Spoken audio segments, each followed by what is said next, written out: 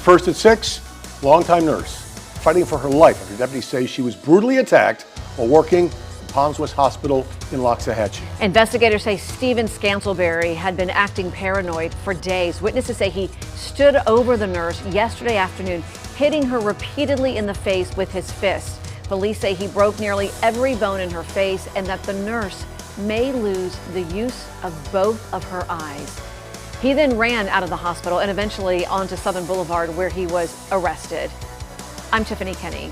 I'm Todd McDermott. Thanks for joining us here at 6 o'clock. We have live team coverage for you tonight as we look into this attack. We learn more about the suspect and what happened inside the hospital. First, in an exclusive interview, investigative reporter Terry Parker spoke with the victim's daughter, a doctor herself, who's demanding answers about hospital security. And Terry, she is asking why a dangerous psychiatric patient was even brought there in the first place. That's exactly right. It was supposed to be just a normal shift for 67-year-old nurse Leela, but in seconds, all that changed. And tonight, in an exclusive interview, her daughter, who is a doctor herself, has these questions. She's outraged over what she calls serious hospital failures, from security concerns as to why a violent psychiatric patient was even brought to this hospital in the first place. Tonight, she shares her frustrations, her fears, and her questions. This is Leela, the nurse brutally attacked inside a Palms West hospital room by Stephen Scantlebury. He was caught moments later running shirtless down Southern Boulevard. I got a call yesterday at 2 p.m. from her phone, and I answered. It wasn't her. It was someone else. I started freaking out, and they told me that she was assaulted by a patient, and I needed to get down there, immediately. Her daughter, Cindy, a physician herself, doesn't want their last names used for privacy.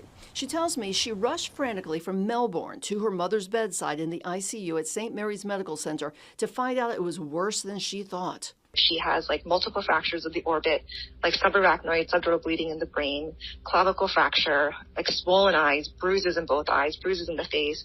To me, it looks like it's more than just, one blow. It's like several blows, and it was pretty intense. I just find it surprising that, they could have intervened sooner. And until I gave her a copy of the police report, Cindy says she didn't even know exactly what happened. Asked so many people, but no one can give me a straight answer as to what happened to her. Everyone just said it was an assault, not specifics. Adding to Cindy's anger, that Scantlebury got out of the hospital before being caught by deputies. This guy was on the 3rd floor. He escaped the hospital. He was on the road. Where was security in all of this? This shouldn't have happened at a hospital. The suspect, who police say was Baker active for psychiatric issues, was brought to Palms West, even though Cindy says it does not have a psychiatric ward. Palms West does not have a psychiatry unit. They're not equipped to handle Baker Act patients. So I wonder, if he had a thorough psychiatric evaluation.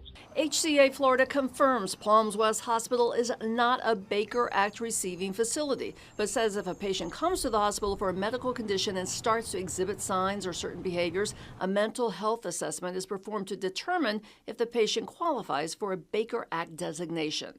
Scantlebury is now facing attempted murder charges, and meanwhile, Cindy and her family are left reeling.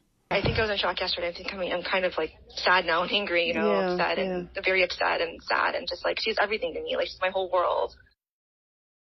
Cindy tells me that the whole family was supposed to go to Atlanta this weekend to celebrate her little daughter's first birthday. Instead, she's right there by her mother's bedside in the ICU, waiting and hoping that her mother will recover after all of these surgeries, and of course, still facing all these questions. I've reached out to the hospital once again, trying to get answers as to how all this happened and how it went so far.